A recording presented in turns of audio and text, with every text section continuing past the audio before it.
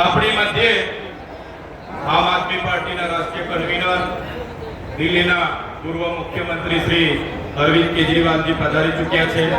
સુરતની આ ધરા પર એમનું સ્વાગત કરીએ છીએ, સન્માન કરીએ છીએ।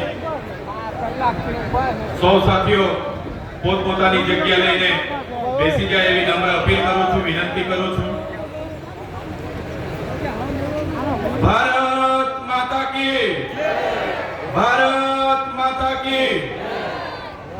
ત્યારે સાથીઓ આ સૌપ્રથમ 30 વર્ષના શાસનમાં ગુજરાતની વિધાનસભામાં પણ આમ આદમી પાર્ટીનું પ્રતિનિધિત્વ તરીકે અમે ગોપાલભાઈ ઇટાલિયા હોય, હેમંતભાઈ ખવા હોય કે તેજરભાઈ વસાવા હોય, ગુજરાતની જનતાનો અમે અવાજ બનીએ છીએ। હાલમાં જે ગુજરાતની સરકારે 4,08,053 કરોડનું બજેટ રજૂ કર્યું, એનાથી પણ વધારે ગુજરાતમાં એનું દેવું છે। ત્યારે તમે જોયું હશે કે ગુજરાતની વિધાનસભામાં ખેડૂતોને લઈને પણ આમ આદમી પાર્ટીએ માંગ કરી કે જે પ્રકારે પંજાબમાં ખેડૂતોને આ દિવસે વીજળી મળે છે એ પણ મુક્ત મળે છે, રીતના ગુજરાતના ખેડૂતને પણ મળે।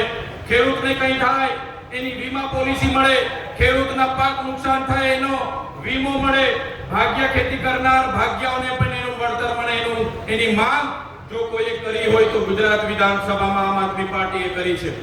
સાથીઓ ગુજરાતમાં આ સૌપ્રથમ એવું વિધાનસભાનું સત્ર હશે કે કામદારો માટે પણ આમ આદમી પાર્ટીના ધારાસભ્ય તરીકે અમે માંગ કરી કે કામદારોનું પણ શોષણ થાય છે।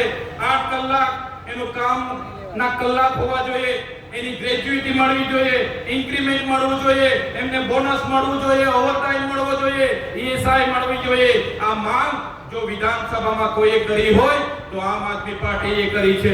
સાથીઓ તમે જોયું હશે જે ગુજરાતમાં જમીન વિહોણા છે એમને પ્લોટ ફાળવવામાં આવે, એક બાજુ ગુજરાતમાં ભારતીય જનતા પાર્ટીની સરકાર એમના ઉદ્યોગપતિઓને હજારો એકર જમીન 1 રૂપિયાના ટોકનના ભાવે ફાળવે છે, ત્યારે ગુજરાતમાં જે જમીન વિહોણા લોકો છે, પ્લોટ વિહોણા લોકો છે, એમને પણ પ્લોટ વિના મૂલ્યે ફાળવવામાં આવે એની માંગ પણ આમ આદમી પાર્ટીએ ગુજરાતની વિધાનસભામાં કરી છે।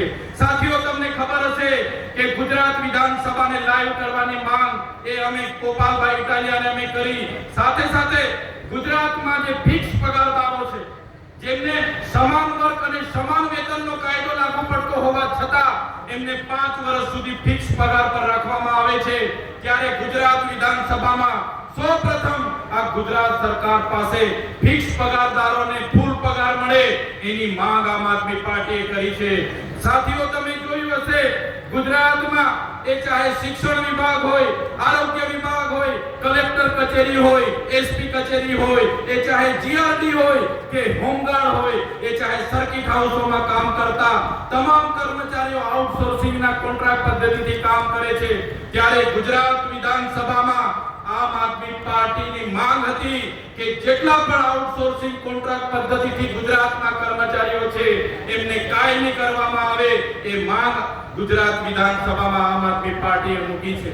તમે જોયું હશે ગુજરાત વિધાનસભામાં મનરેગાની રોજગારી તમામ ગ્રામ્ય વિસ્તારમાં મળે, તમામ ગરીબને આવાસ મળે, તમામ શાળામાં ભણતા વિદ્યાર્થીઓને સારી શાળા મળે, પૂરતા શિક્ષકો મળે, ડોક્ટરો મળે, દવાખાનાઓમાં શોપવાહિની સહિત તમામ પ્રકારના સાધનો, એ ચાહે સોનોગ્રાફી હોય, સીટી સ્કેન હોય, તમામ પ્રકારના સાધનો મળે એની માંગ જો કોઈ વિધાનસભામાં કરી હોય તો આમ આદમી પાર્ટીના ધારાસભ્ય વિધાનસભામાં કરી છે।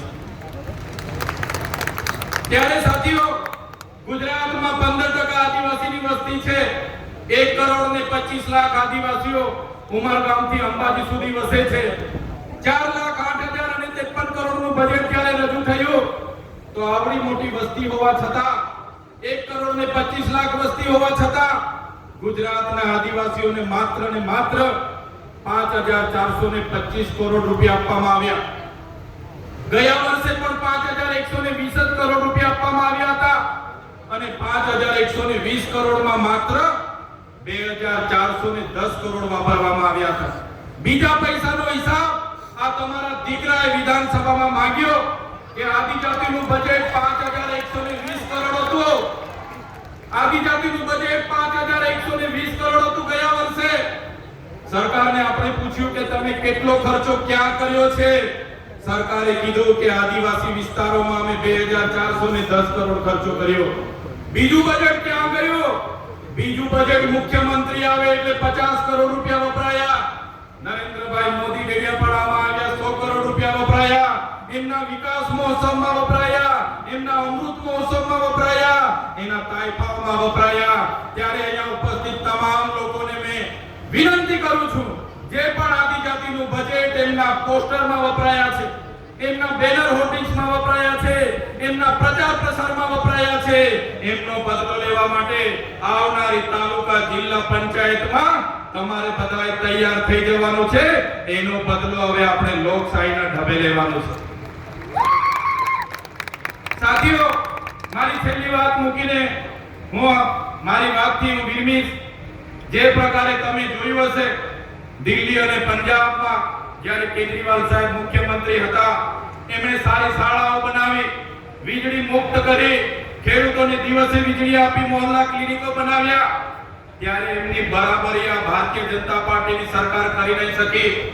એમણે ઈડી, સીબીઆઈ અને પોલીસનો ઉપયોગ કરીને આપણા સાહેબ દિલ્હીના ત્યારે તાત્કાલિક મુખ્યમંત્રી હતા, છતાંય આપણા અરવિંદ કેજરીવાલજી સહિત મનીષભાઈ સિસોદિયાજી, સંજયસિંહ સહિતના 21 જેટલા નેતાઓને ખોટા કેસમાં લીકર પોલિસીમાં કૌભાંડ થયું છે એમ કરીને એમને તાત્કાલિક મુખ્યમંત્રીને ત્યાં રેડ પાડીને એમને અરેસ્ટ કરવામાં આવ્યા. એમને 6 મહિના સુધી જેલમાં રાખવામાં આવ્યા.